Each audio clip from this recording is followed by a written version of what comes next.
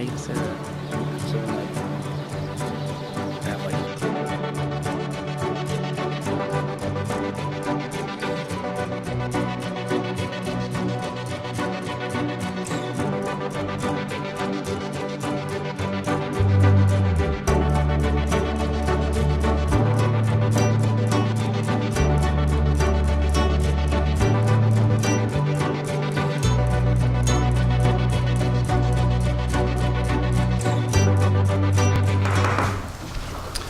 Good evening. We'll call to order the regular meeting of the Rutherford Board of Education for September 10th, 2018.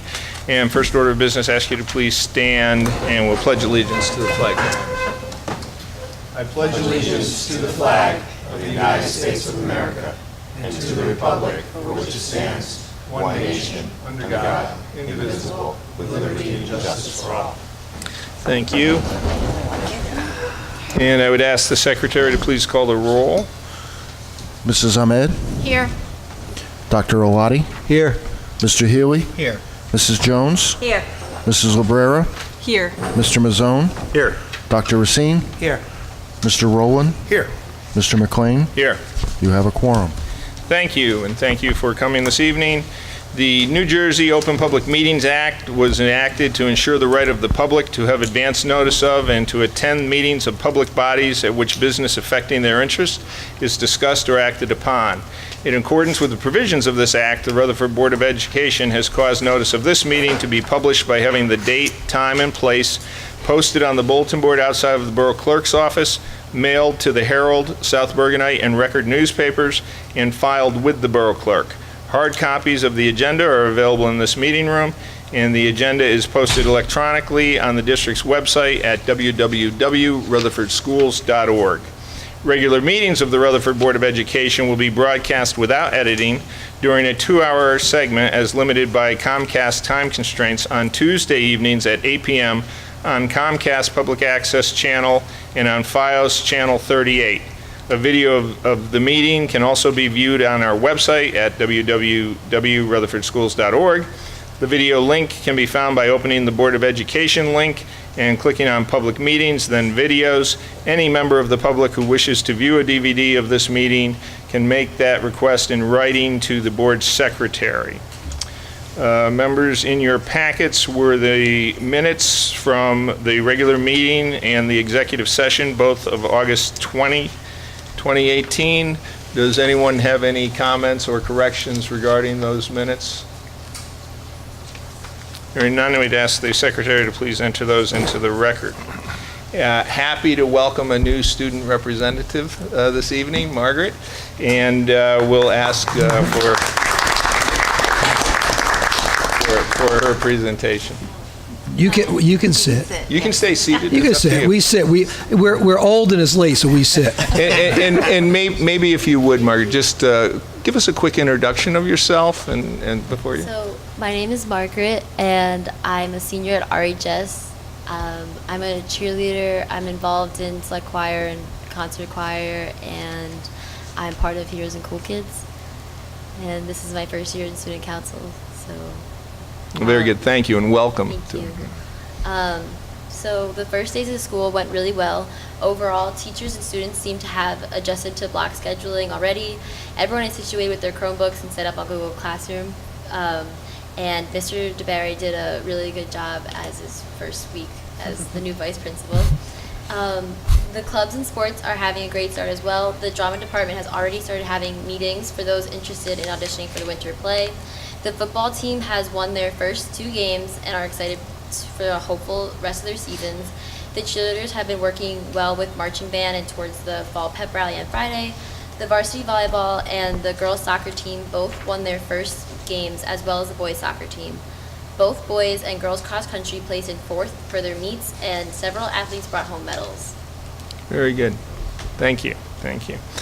And any questions for Margaret regarding her report or the beginning of school or her new assignment? Yeah, I have one. So with the Chromebooks going home for the summer, Yes, everybody got up and running a lot quicker with that. Yeah. So that worked out. much quicker than last year. Yeah. It's a smooth transition. Yeah. And from what I understand, very few problems. In terms of students either misplacing them or damage, or there was very few. So that worked well. Do they get the same one that you had Yep. last year? Yeah. Yeah, I think Yeah. Yeah, they kept them in the summer. We checked with other districts, and it was a little bit of a thought: is that really the right thing to do? But we obviously collected the seniors and anybody who was moving schools. We took the 6th grade and the 8th grade, but distributing one class level as opposed to every class level, and a little accountability for the students, and everything seemed to be going smoothly in all the buildings. So it was good to hear that. Okay, very good. Well, thank you and welcome again. And just to extend to you the same option that we've extended to the student representatives in the past, because we know sometimes there's schoolwork or maybe a Board of Education meeting might be, not your keen interest at the moment. You're welcome to stay, or if you have something to do, you're welcome to leave as well. So, okay, thank you. So then we'll move on. The next order of business is the report of our superintendent, please. Good evening, and just to go over a couple of things quickly. We had a good opening to the school year. Certainly the heat was rather oppressive the first several days, and thankful that the majority of our buildings do have air conditioning, and the areas did not. We were able to work around those a bit. I want to thank Mr. McLean for speaking at the opening breakfast and also meeting, and for Mrs. Jones for attending, as well as attending the luncheon to welcome the new teachers in their orientation. This year, as I mentioned in my communication to you, Chief Russo attended the meeting. It's the first time we invited the chief to the meeting, and I thought it was a good opportunity for him to share with the faculty and staff the work that the police department does and that we do and I do with the police department throughout the year, which often we don't talk about openly, to let people know that we do that sort of work and training. God bless you. And he also communicated about other things, day-to-day things. He reviewed parking for both faculty and parents, and he reviewed drop-off and pick-off and pick-up and things like that. So it was I appreciate him giving up his time. And then, of course, I know Diane was going to maybe mention it. We had the opioid presentation a few nights later. As I mentioned, we have one Kersey bus operating again this year, and it's amazing how we have about 98 total students, I think 49 going each way. It's amazing how chaotic it was the first time we did it 2 years ago, the first few days, and now it just went off, bus was there on time and everything just went along well. So we're grateful for that. We have a very small waiting list right now of a few kids, so we'll see how that happens. And sometimes that just happens through attrition. People sign up and then they decide they're not going to use it. So hopefully those few people on the waiting list will be able to move on. The app is available for download. I did send you information about that. So if you haven't done it yet, you might find it a good tool to get access to information from our website quickly. All the information on the app comes from the website. The principals or department supervisors in whatever area decided which were the things that really they thought were the most relevant for each building, so that a parent can access that right from the app. And if it's things that aren't on the app, that means they're on the website. The referendum link on the app takes you right to the referendum page, which again I'm hoping is bringing more people to that page, because we are continuing to post things there. The choir tomorrow night, members of the choir will be singing as they do every year in the borough's 9/11 memorial service, which is at Lincoln Park at 6 p.m. I think it's a little earlier start this year because there's a mayor and council meeting at 7 o'clock, if I'm not mistaken. I also just want to make two quick comments. We had our first of our public meetings today. I thank the members of the board who were there. We had 5 folks, I believe, there this morning. We announced that it wasn't a meeting, so it wasn't a quorum. But I appreciate you being there. And Dr. Lottie spoke. It was his turn to speak. He drew the short straw today. Did a really good job of, Joe and I bored them with the facts, And, well, I know. See, if I say that, I get a compliment. If I say we were good, then you say, you weren't so good. But Sergio and, as I suggested, the board members spoke a little from a more personal of you as a parent, a community member, and a board member. And I thought the presentations went well.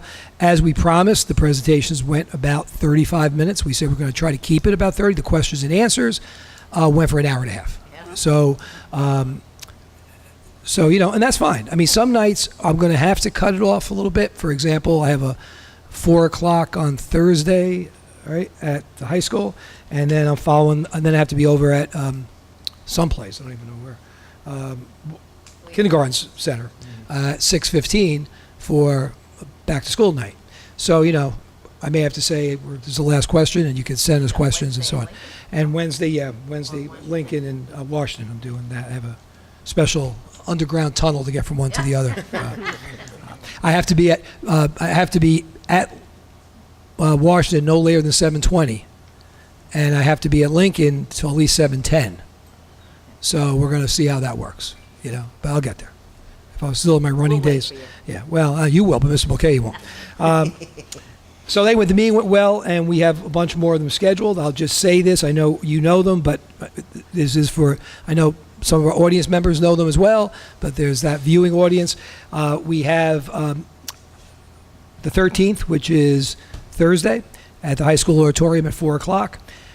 We then have Friday the 21st at the public library at 10 o'clock. The 22nd, although there won't be a formal presentation, we're going to have a group there at the homecoming football game at Tryon Field. The game kicks off at 1. We'll probably be there 12:30 as people are coming down for the game. Union School Auditorium on the 25th at 7 p.m. Pierpont Multipurpose Room on the 27th at 7 p.m. And here in the cafeteria on the 29th at 10 a.m. in addition to the back-to-school nights. We had probably 25, I counted 25, 26 people today. Some of the turnouts are going to be larger than that. Some may be smaller. I just think the important thing is we're doing it, we're out there, and we're inviting people to come and hear what we have to say. So we'll continue with those presentations.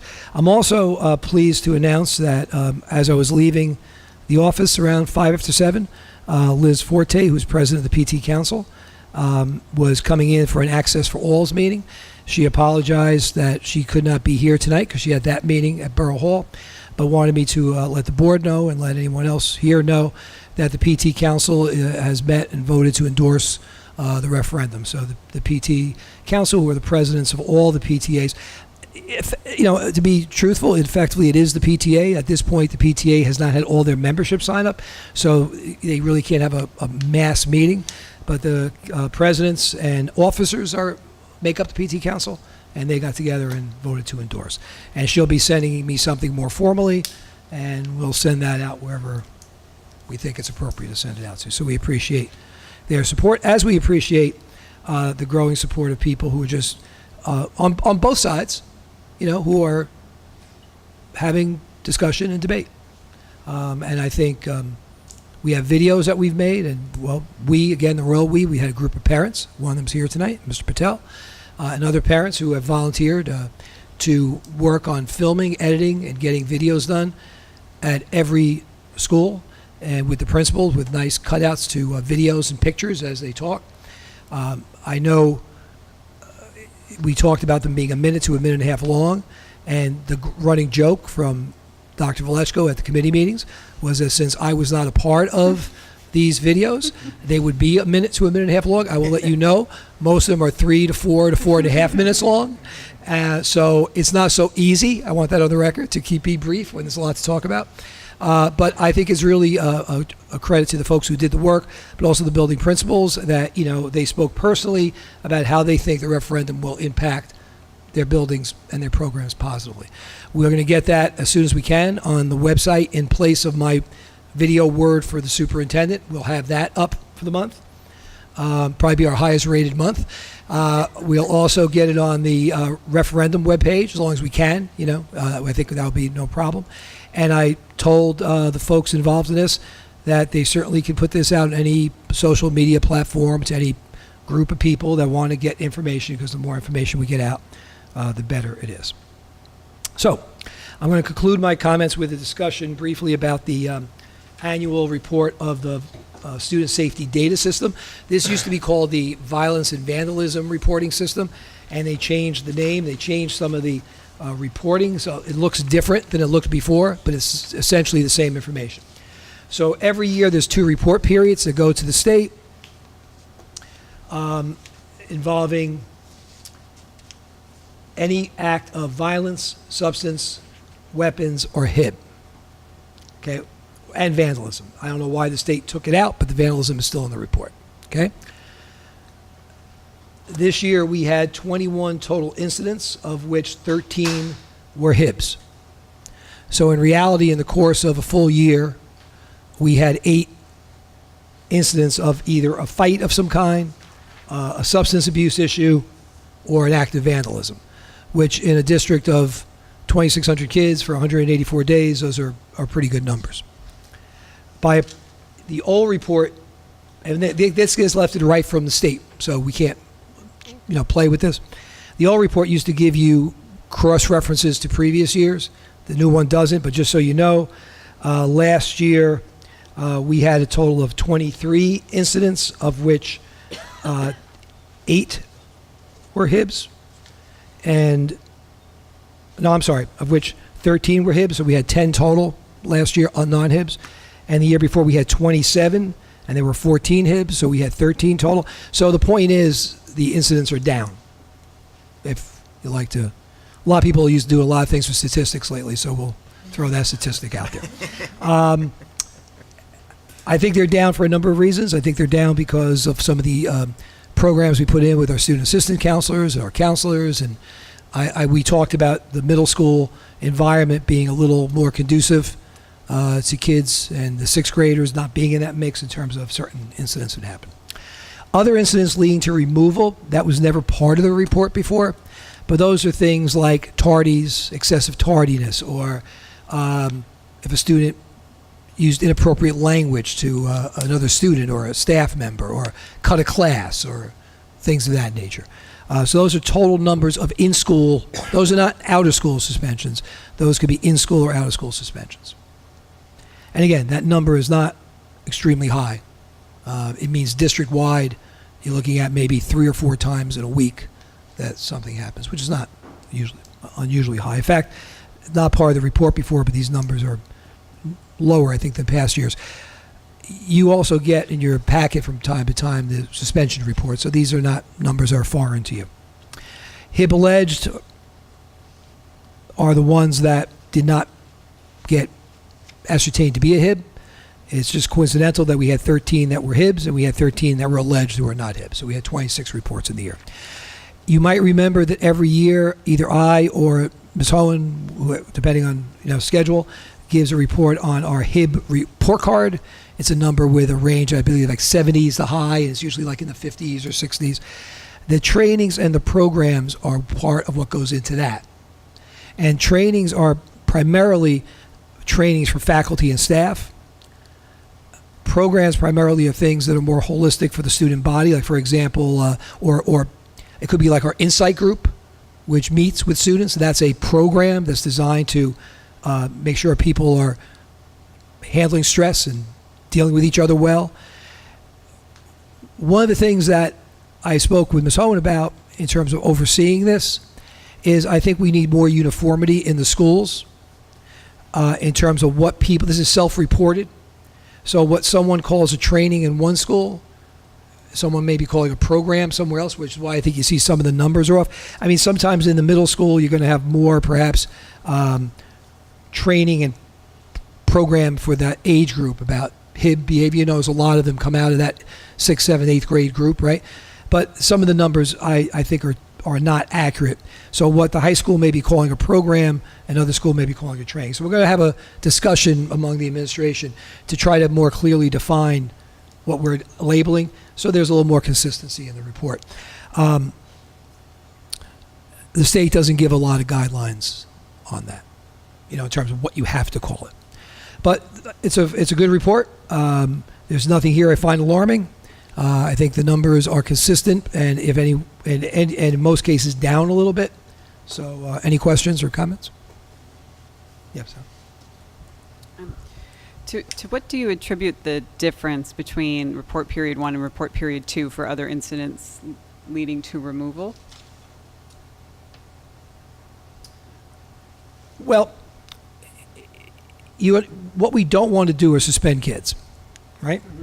So it often becomes even in-school suspension. And most of these suspensions are in school.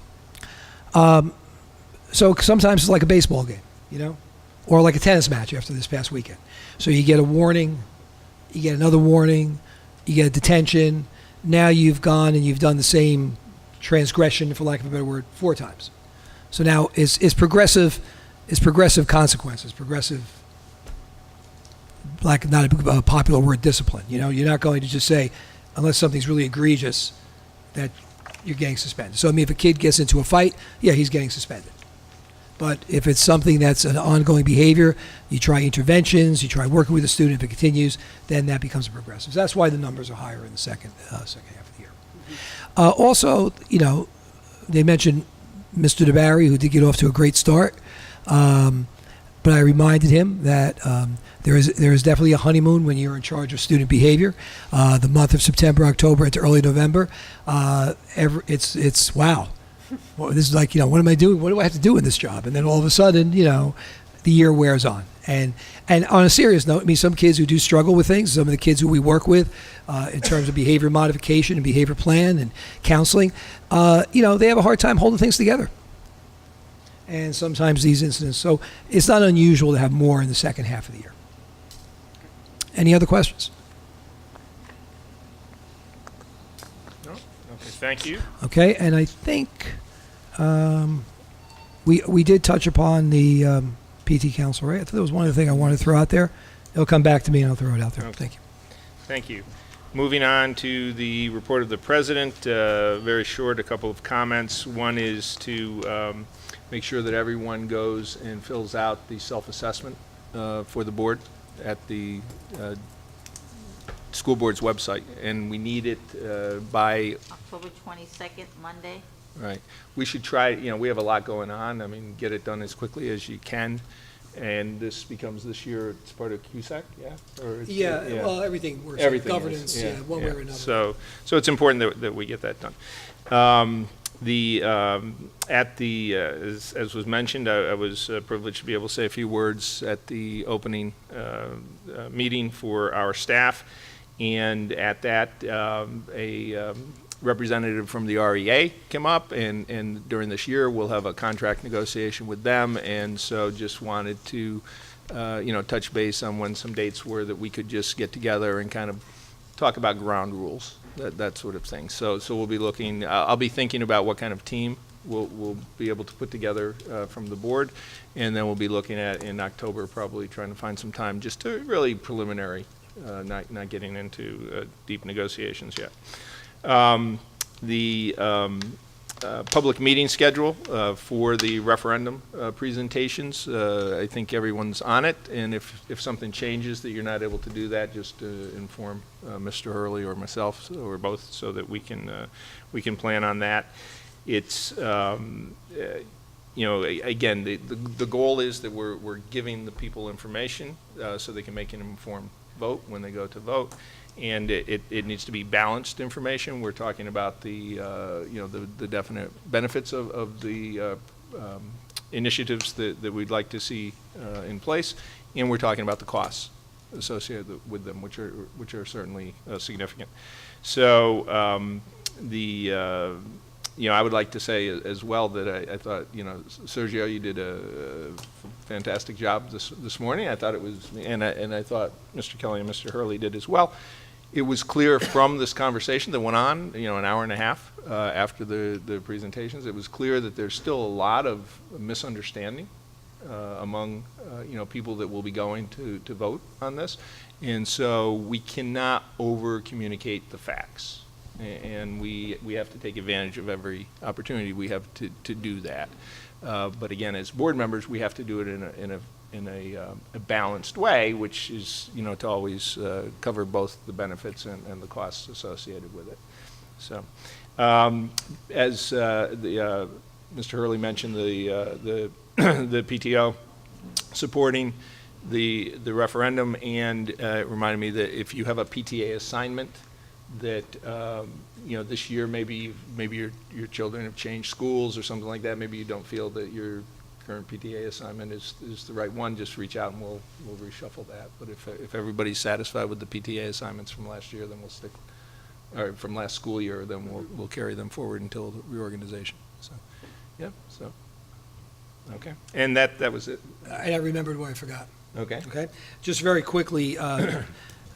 McLean mentioned Cusack. Joe and Brenda and I will be going to our third, I guess, training session on September 24th up at the county office. We got the new manual. I did forward you that manual. That was just purely so you could see it, get an idea of the breadth of it and the depth of it, right? You certainly don't have to plow through it, but you're certainly welcome to if you want to. We will have to get a Cusack committee. We will ask for one board member to be on there. It's a committee that meets maybe once or twice simply to review the performance report that gets worked on by me, Mr. Kelly's office, my office, Ms. Fargo, some of the administrators, and then we'll share with the committee how that report's put together and what comes out, and you can look at it. And so, it probably would be, since most of the members of the committee have to be teachers and administrators and supervisors, probably a daytime meeting, one or two. So after we go to the training, at the October 1st meeting, I'll ask for a volunteer. We won't need a board approval because there won't be anyone. There might be one parent at the check, so we might need board approval. So I'll get back to you on that. Another thing, just quickly, the administrators at the administrative council meeting that we had, and I apologize that I did not send you. I will return sending you the minutes with our September meeting.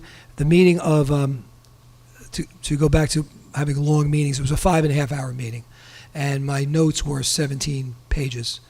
And to sit and transcribe that into minutes. So I just sent the notes to the administrators and bullet point some of the things. And so I didn't include you in the copy, but it was all opening school stuff and, things of that nature. But at that meeting, the administrators asked if the presentations that the school they've been doing the last 3 or 4 years, if they could be done on an alternating year basis with schools. They felt that it was time for the faculty and the benefit it brings to the board is apparent.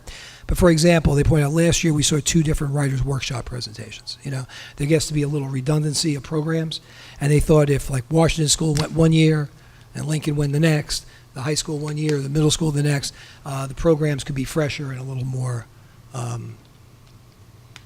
relevant perhaps, and not. So you can think about that and let me know. I don't think that's a bad idea. I know we're going to have a busy year with other things and from a time focus too, so we can think about that. Okay. And maybe by October, we don't have anybody coming until November, December anyway, so we have some time to talk about that.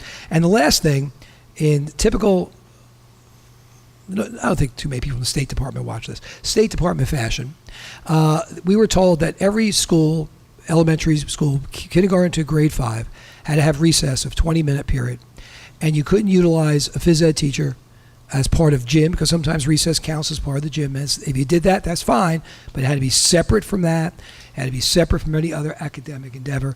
And they told us this in middle of August. The law passed, and it had to be in place September. So we spent time, the principals and Ms. Coy for the K-5, of working at schedules, trying to figure out how we're going to get this requirement done and not take away from the academic portion and still hit the phys ed, and met probably a good hour and a half on this. Then they went on their opening day faculty meetings and explained to the faculty what you have to do, and it has to be done, and you have to note it as part of the law. And today at 5 o'clock, the state put out a message saying, never mind, we'll wait till next year. You don't have to do it. So there you go. So, it's truly amazing. You do it anyway? No. They have a 20-minute recess, but sometimes they have it in 2 10-minute periods, and we do need that time for phys ed. So, they get recess every day.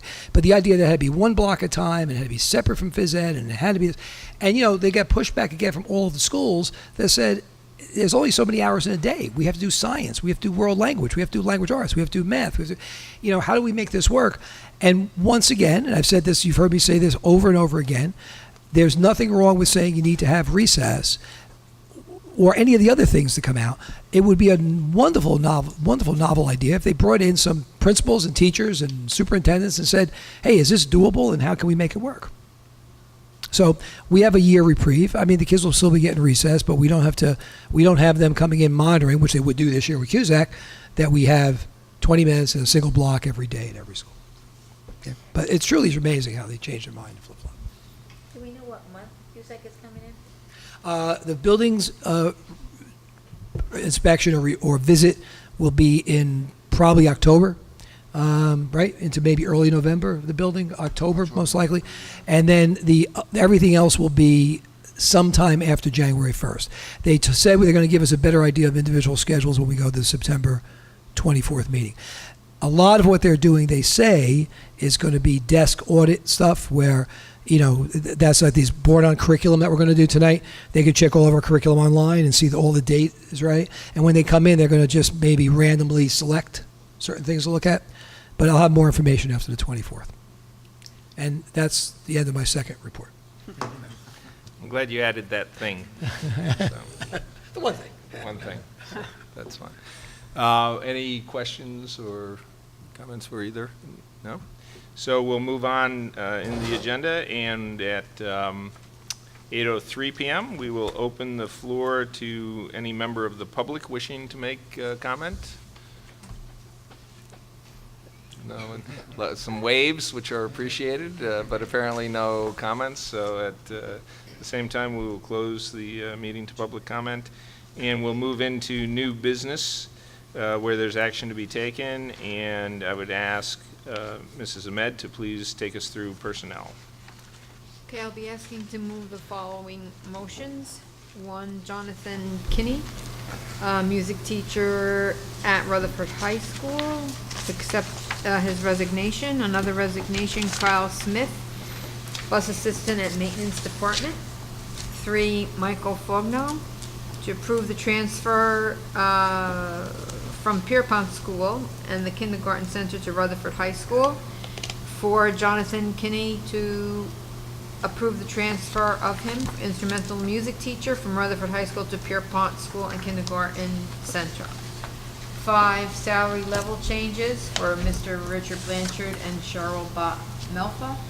6, substitute teachers approval for the 2018-2019 school year for Lauren Rosinski, Evan Sanchez, and Rosemary Tierney. 7, substitute teacher approval assistant for 2018-19, Lauren Muzinski.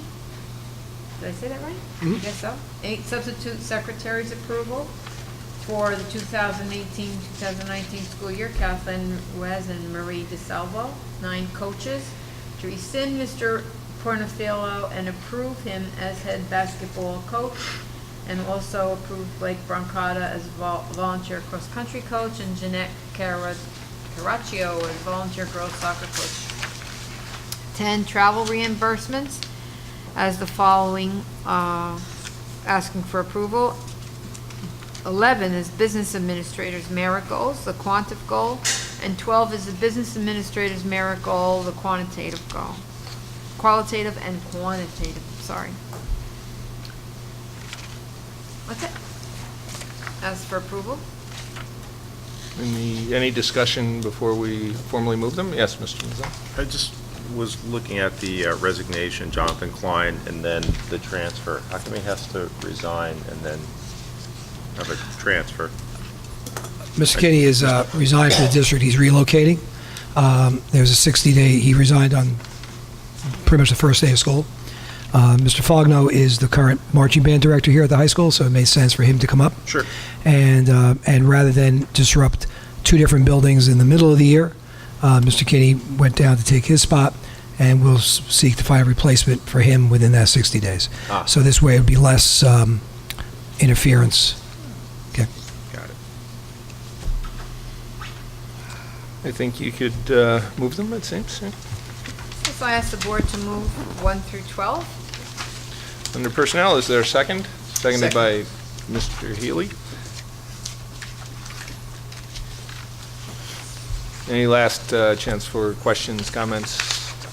Seeing none, ask the secretary to please poll the board. Mrs. Ahmed, Yes. Dr. Olati, Yes. Mr. Healy, Yes. Mrs. Jones, Yes. Mrs. Librera, Yes.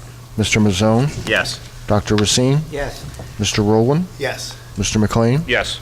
Motion's carried. Thank you. Thank you. Moving on to curriculum and instruction. Mrs. Jones, would you take us through that?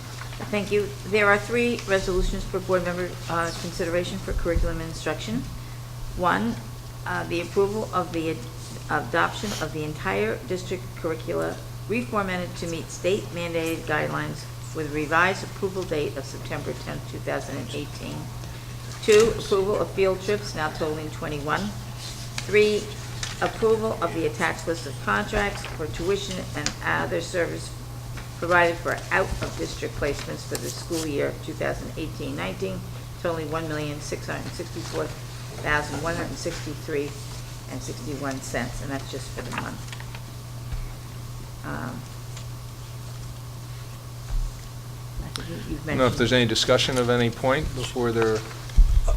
Just for point of clarification, I did explain to all the board, for anybody listening. Due to the CUSAC mandates, there are some changes that had to be made to every course outline. Those changes primarily were to take pacing guides that often were not part of the official curriculum, but were how units of studies progress, often were found in lesson plans and things like that, to incorporate them into every course outline. The other was where things were stated like learning modifications or differentiated learning for gifted and talented or special ed or IEP or English language learners or any of those above. What would often be found in the lesson plans had to be specifically put in to the course outlines. And there were a couple other minor tweaks, some citations. We had to have a born-on date of September in order to have the state give its blessing. I believe there were 277 pieces of curriculum. To expedite that, and I thank them at the meeting, I thanked them earlier, I want to thank the supervisors and the administrators and the teachers who we found out about this in early April, and they had to physically go in and change and cut and paste and add to every piece of curriculum. And with the summer months being right in the middle of that, with a September deadline, many of our supervisors and many of our teachers worked during the summer to get it done. So we created a Google document with folders for every subject area. We shared that with members of the curriculum committee so they can have access to it. With some guidelines of what was done and the fact this was not any major overhaul but more of a mandated change, and we're moving them tonight so that we can be in compliance with them, and that's that. Okay. I move the following resolutions. I was just going to echo Mr. Lay, the thanks to all the people who worked on that, because I'll admit when I received that as part of the Curriculum Instruction Committee, I was overwhelmed by the number of documents and how thoroughly everything was really consistently updated. So it was really good work. I thought you were going to say you were going to resign from the curriculum.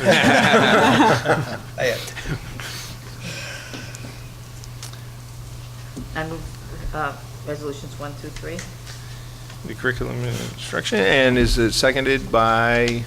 Second. Mr. Rowland. Last opportunity for any questions or comments to the motion. Seeing none, ask the secretary to please pull the board. Mrs. Ahmed? Yes. Dr. Olati? Yes. Mr. Healy? Yes. Mrs. Jones? Yes. Mrs. Librera? Yes. Mr. Mazzone? Yes. Dr. Racine? Yes. Mr. Rowland? Yes. Mr. McLean? Yes. Motion's carried. Thank you. Thank you. Moving into finance, Mrs. Librera, would you take us through that, please? Sure. There are 11 motions tonight in the finance section of the agenda. The first is the approval of the bills, totaling $1,090,911.47. Second is the Secretary Treasurer's report for July of 2018. Number 3 is the budget transfers, to approve those for the month of July 2018. Number 4 is to accept with gratitude a donation to the Rutherford High School from Special Olympics, New Jersey, for the 2018-19 Play Unified Grant in the amount of $4,000. Number 5 is to enter into an agreement with the Board of Health of the Borough of Rutherford to provide nursing services to non-public schools in the Borough of Rutherford for the 18-19 school year at a cost not to exceed $31,719, using non-public nursing aid to be received from the state of New Jersey. Number 6, extraordinary aid. That is to add the balance of the $657,565, which has not already been incorporated into the 2018-2019 budget. This adds the remaining $457,565 into the budget. Number 7, non-public technology, St. Mary's High School. This is to approve the memorandum of understanding for the disbursement of non-public technology funds for the 18-19 year with St. Mary's High School. Number 8, non-public technology academy, to approve the memorandum of understanding for the disbursement of non-public technology funds for the 18-19 year with the academy at St. Mary.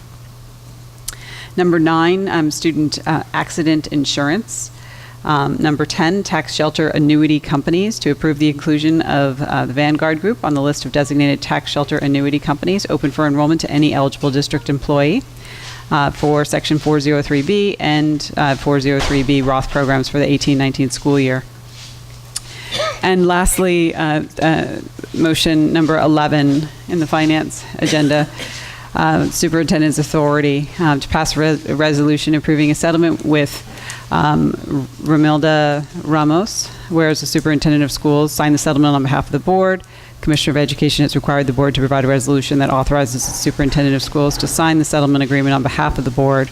Be it resolved that the Rutherford Board of Education, the superintendent of schools, is authorized to sign that settlement agreement on behalf of the board. I'd like to move items 1 through 11. I want to comment on one, and I don't know if I'll let Mr. Kelly maybe comment on the other, just so everybody's clear about this last resolution. But I am very pleased that we so quickly got the grant money from Special Olympics for the Unified Sports Program, the integrated club that we're going to start. Ms. Hohen and Mr. DeBarry worked on developing that grant in short order, got it out, and it will enable us to start I think a really great activity for our kids, not just the special ed kids. It's a unified program with general ed and special ed kids. And we have a meeting set up for Friday morning with Michelle and Nick and Mr. Kelly to talk about the mechanism of dispersing the funds and dealing with that, but also the function of what the club will be doing. So I know it was a goal we had to explore it last year. It was a goal we had this year to get it going, and that fanfare is perfect for that because it is a celebratory thing, and so we're very happy it's going to be up and running with you. It's going to be a great program for our kids. And Mr. Kelly, if you want to just quickly, this is something we handled last spring, but with this, not this, but the actual settlement agreement. This was a settlement agreement relative to a residency issue for a student. Without getting into that detail, because there is some confidential information there, but the settlement agreement was reached. You approved it a couple months ago, back in July, but apparently we needed to include in that motion a statement that you were authorizing the superintendent to sign off on that settlement agreement. That just came to us this afternoon, which is why this is showing up now. So it's just a formality. And for your knowledge, the terms of the agreement have been enforced and have been. We've been getting the payment. I guess we've had 3 payments already. So this is just something that had to be included that was not in the initial. Okay.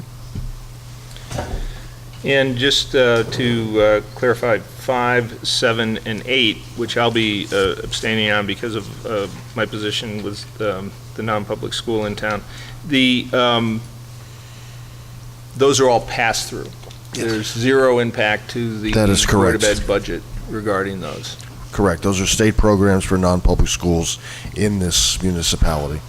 So, and yes, it is passed through. Thank you. So, Okay, so I'd like to move items 1 through 11. and seconded by Dr. Racine. Any last questions or comments regarding Finance 1 through 11? None. Ask the secretary to please poll the board. Mrs. Ahmed? Yes. Dr. Oladi? Yes. Mr. Healy? Yes. Mrs. Jones? Yes. Mrs. Lebrera? Yes. Mr. Mazzone? Yes. Dr. Racine? Yes. Mr. Rowland? Yes. Mr. McLean? I would like to abstain on 5, 7, and 8. Yes to the others, please. Motion's carried. Thank you. Thank you. Moving into policy. Yes. Mr. Healy. Tonight we'll be moving two motions. The first one is this for second reading, two policies and two regulations as listed. And the second one is, I believe, is a matter of procedure. We're asking the board to affirm the adoption of policies and regulations for the Rutherford Board of Education that were in effect as of June 30th, 2018, for the school year 2018 to 2019. If I may, this one came up because the county office has already started the CUSAC review. She called me a couple weeks ago and said, you never did this. This is something we should be doing as part of the reorg meeting in June. And I think we took it off because we were in that transition a year or so ago with April, yeah. Strauss Esme, so it Right. kind of fell by the wayside. Right. So we'll get this back on that agenda, the So June you said agenda. reorg meeting as of January? No, the June. June? The June, we approved a whole bunch of stuff just to Okay. get us into So the it's in review. with that. Right. Yeah, it should be in with that. Thanks. Hi. On number one, we're on policy now, right? Number one. Yes. Right. So it says use of physical restraint and seclusion techniques for students with disabilities. What company do we use? Do we use CPI or? CPI. Yeah, okay. The policy doesn't address which company you use, though. I mean, it tells you the I was requirements. just wondering, because I thought there was a discussion a couple board meetings ago about what companies we were going to use. Well, we send one person to get trained, and then that person turnkeys it. Okay. So it was a one, and that's Mr. Schweitzer was trained, and he has turnkeyed it. And it's only for those handful of folks who deal with classes where it might be required. Thank you. So I'd like to move Yeah. number one and number two. Policy, and seconded by Dr. Alati. Any questions or comments regarding policy 1 and 2, which have been moved? Hearing none, ask the secretary to please poll the board. Mrs. Ahmed? Yes. Dr. Alati? Yes. Mr. Healy? Yes. Mrs. Jones? Yes. Mrs. Lebrera? Yes. Mr. Mazzone? Yes. Dr. Racine? Yes. Mr. Rowland? Yes. Mr. McLean? Yes. Motion's carried. Thank you. Thank you. Mr. Mazzone, would you speak to us about building and grounds, if there's anything? There's nothing to report this evening. Nothing for this evening, thank you. Move then into old business, so this can be of any topic or any Before board. we- Yes? Just one question on buildings and grounds. I know we finished the Yankee gutters at Union School. Have the boilers started at the high school that we're going to be? No, they haven't. We have a little more leeway on that, but they have not started yet. Well, because it was getting cold last night. And I Yeah, I know. This When is, we- I mean, to be honest, if I can editorialize here, this is what happens when we have to deal with state contracts and these cooperative agreements. We go open, everyone else is trying to deal with the same companies we are that have these contracts, so, You don't have a date when they're coming No. yet? no. And it is a concern, and we've been addressing it, and we've gotten, I want to say a runaround, but I just said it, from the company, and so we do have some concerns. And we can function, but, we're going to hold our breath a little bit, too, that nothing goes wrong if we get delayed. Well, they're still there, you're saying. They haven't been removed. Yeah, and they're functioning, right. Okay. But they function, they're not Limited. functioning as well. Okay. Part of the problem too is that, we are under time constraints, that it has to be up and running at the time that you're supposed to have heat ready, even if you don't need heat ready. And again, we're going to be under scrutiny this year too with monitoring, so it's the time element now is going to be a problem. If you follow what I'm saying. Okay, so we'll move into the section of old business. Again, any issue that a board member would like to bring to the board? Do you want to do your report, Greg? Do you want to do first? Okay. Oh, you know what? You're right. We're missing the, you talk about strategic, Oh, for we the- don't have anything No, for no. strategic. Under plan. old No. business, you're right. Okay. Right. Oh, just so we had a meeting in August, do this to plan and kick off all these meetings. So it was more successful, and that was it from the committee, because the committee can actually meet over the summer, so. Maybe some more comments later. Okay. And so into old business, yes? Yeah, I'd like to make a statement in support of the referendum, if I could. Is this the Yes. appropriate time to do that? Okay. So I would like to take this opportunity to again express my support for the upcoming referendum. Over recent weeks and months, there's been a lot of healthy discussion and debate about the referendum, and I'd again like to thank the entire community for taking the time to learn the facts, research the issues, and engage in discussion.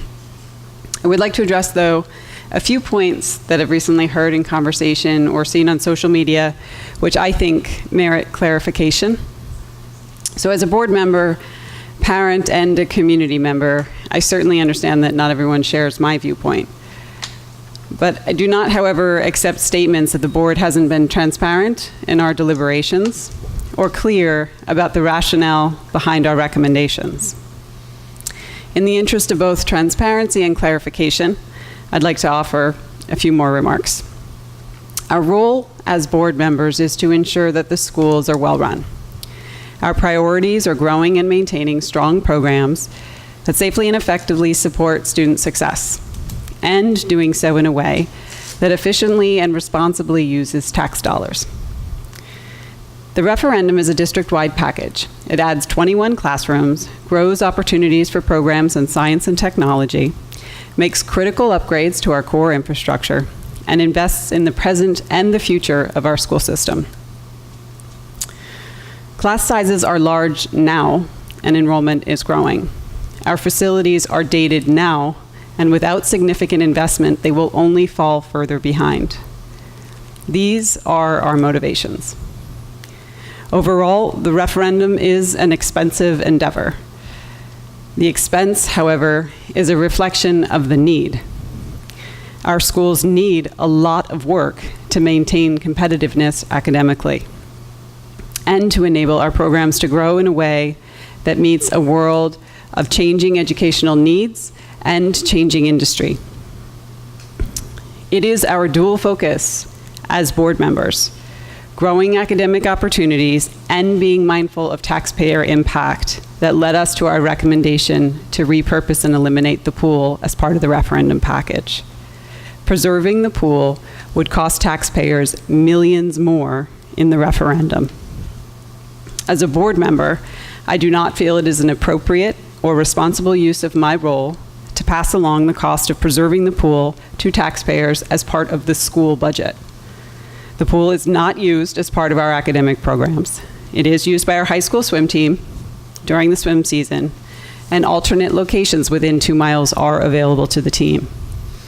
Preserving the pool would require passing on millions of dollars in expense to taxpayers through a school budget for an asset that isn't part of our educational programs. In my opinion, this simply isn't tenable. Throughout this entire process, the deliberation has been one of priorities and trade-offs.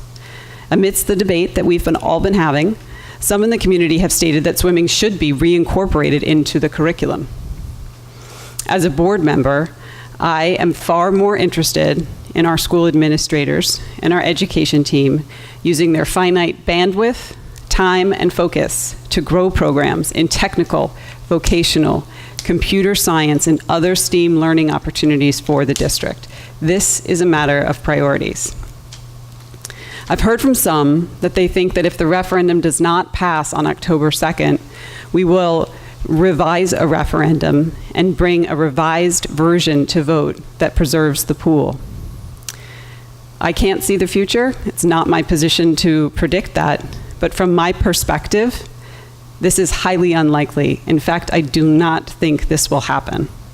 And the reason I think this is highly unlikely is because I don't foresee the fiscal situation surrounding the pool changing in any material way, meaning it will still cost the taxpayers millions more to provide more classrooms and science labs at Rutherford High School if we keep the pool.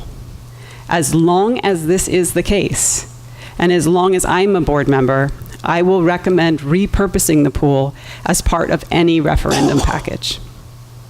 I realize it may sound divisive, and that's certainly not my intention. My intention is to be absolutely clear. If the choice is between adding science labs and classrooms and keeping the pool, adding more science labs and classrooms will be my priority. Anything less or anything different, in my opinion, would be an irresponsible use of my role. Thank you. Thank you. Thank you. Any other, yes, Dr. Racine. I'd like to add some more color to that from our last planning board, our last planning meeting. I read these notes already in public, but as some of these terms were overlooked. This is from June 11th. Okay, talking about being transparent, right? It's been said that we didn't look at other plans. At our last meeting, we spent several hours examining other plans, and I read in our last meeting, the alternate plans were presented, okay, were presented by public, right? They were looked at by our architect and our project managers, and they were deemed to be ignoring several architectural considerations. Right? Building out into the parking lot had a large amount of discovery risk, and it should be done only as a last resort. Right? Okay. It's very dangerous to be building out there the right plan at. Okay. And all in all, the pool is considered by the state excess space. Anything else we build is unnecessary use of space and will get no state aid. That leads to more taxpayer dollars. Right? Onto that, with the bond consideration, okay, even our bond council has told us that if we do include any funding for the pool, right, we have a risk of our bond going from, it's called a general obligation bond, backed by tax dollars, which has very low interest, to a revenue bond. We have to show that we are getting revenue from this non-school project. We don't have any revenue. This would make this bond very unattractive and a very high interest rate. So we'd even add more money to this, and it's questionable whether we can even do that. So for the same reasons, financial, architectural, academic, I agree with Sally. I don't think there's any way money can be spent that is levied from school tax dollars for a pool. Thank you. Any additional comment? So I would say, just to add another perspective, and this is one that I guess Mr. Hurley was in the room when I was at one of our in May or June, or May or April, I guess, the PTO meeting. Mm-hmm. And during that meeting, it was someone had suggested that the concept was, if this referendum were to fail, that the board would come back with a referendum that would preserve the pool.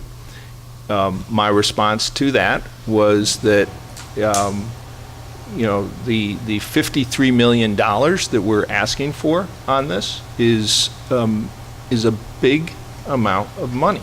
It's significant. It's more than we or any board have ever asked the residents of Rutherford to support. And it's because our needs are bigger than have ever been the case. But I would be hard-pressed if a $53 million referendum failed to come back thinking, because it should have been $60 million, that's where it was wrong.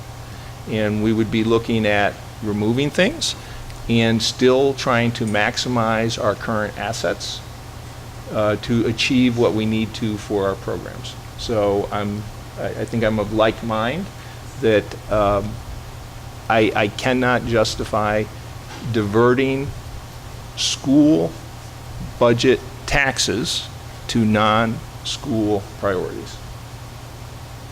Plain and simple. So, thank you. If I can just add one comment. I appreciate the comments and the dialogue we've had, and I appreciate the dialogue and the discussion and the time debate that we've had now for about 2 years on this. This is, as we go into this last month in the home stretch of this, I don't think I've ever put more effort or time into something, and I know as a board, you have put a tremendous amount of effort and time.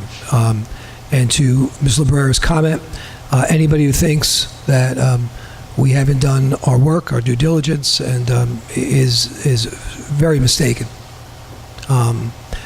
They could think, and maybe they're right, that maybe the plan isn't what it should be in their opinion, but I don't think we could have done any more work, engaged any more professional services, spent money to dig deeper into issues and not just accept the plan that was first presented. So I give you all credit for that. Also, we've had a tremendous number of people in the community who have stepped up and have gotten involved in the process, and they've put a lot of time and energy into it. And I've not just parroted what they're hearing from any group or trying not to parrot that, but I've really dug in and met with people to really find out facts, and I appreciate that.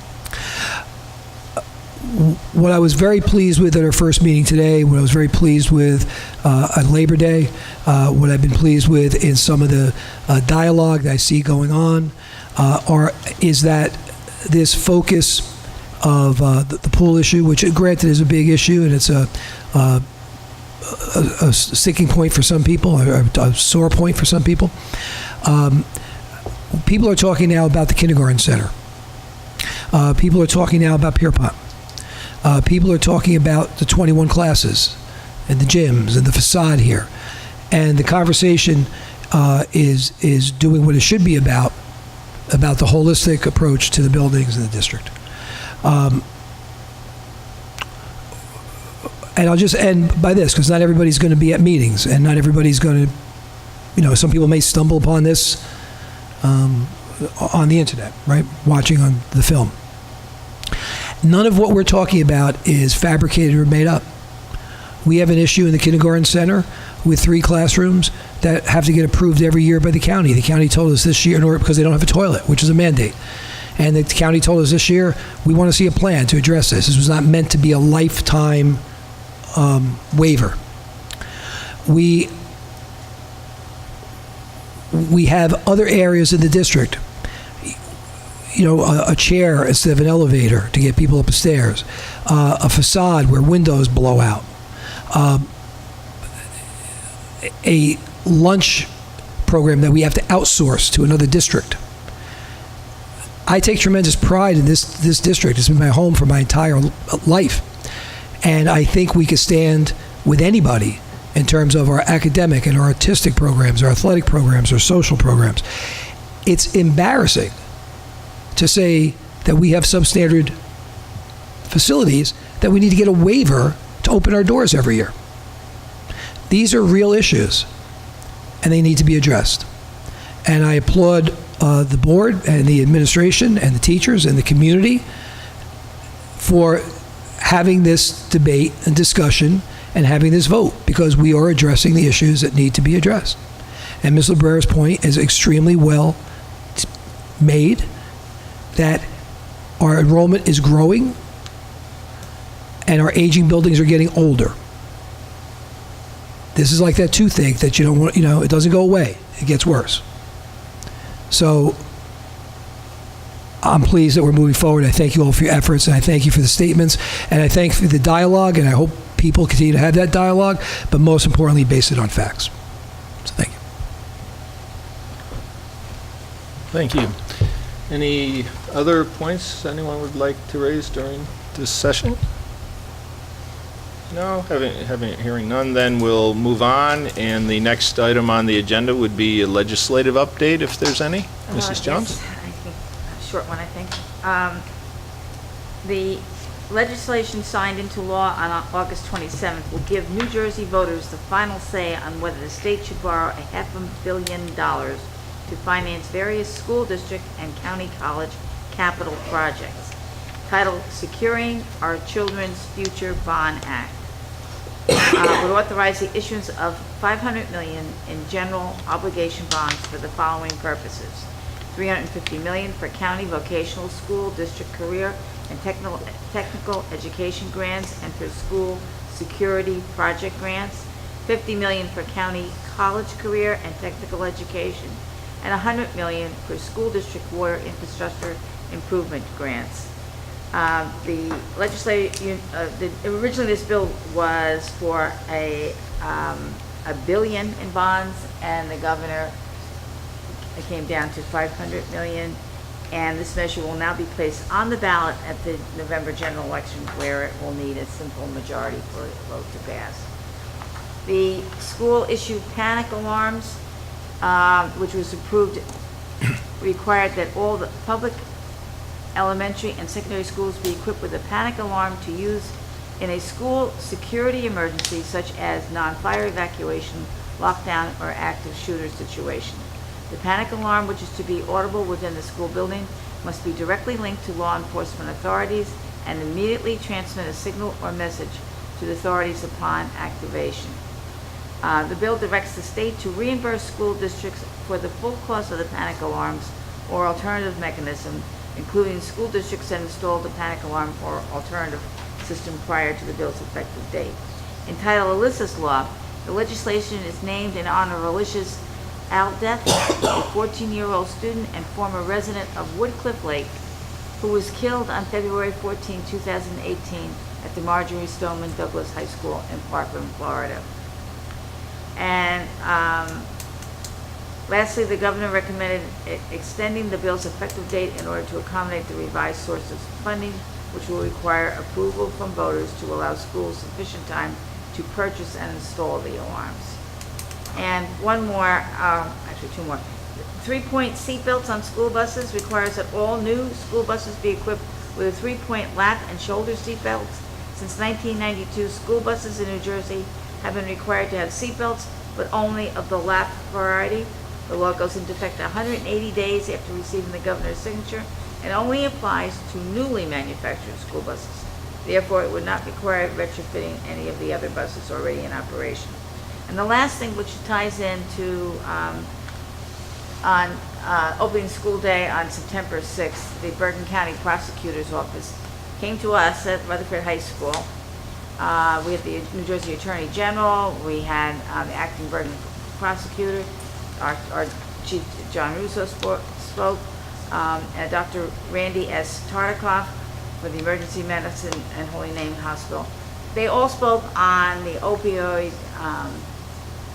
and the discussion ensued with the alternatives to the opioid. What was really interesting to me was the doctor's talk.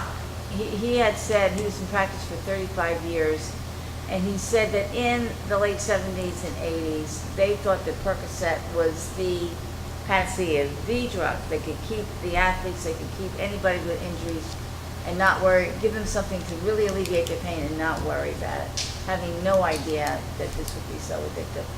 To me, I thought he was very effective in his speaking. But that ties into one other policy, which is that the opioid overdose prevention requires boards of education to develop a policy for the emergency administration of opioid antidotes to students and staff members. Such a policy will require high schools and permit any other school to maintain a supply of opioid antidotes and permit emergency administration of an opioid antidote by a school nurse or trained employee, of which we do have in effect. That's my update. Thank you. But this was very good, I thought, and fairly well attended. We had a Yeah, considering it was a hot night, first night, terrible storm, right, first night of school, for a lot of people, it was pretty well attended. and so many of the police force were there Yeah. too, and throughout Bergen County. Mhm. Very good. Any questions regarding legislative? No? So we will now at 8:41 open the floor to any member of the public wishing to make comment. Okay. Hello again. And at 8:42, it actually switched. We will close the floor to public comment. And is there a requirement? Nope. No need for executive session this evening. So I will entertain a motion to adjourn. So moved. Mrs. Librera, seconded by Mrs. Ahmed. All in favor? Aye. Opposed? We're adjourned.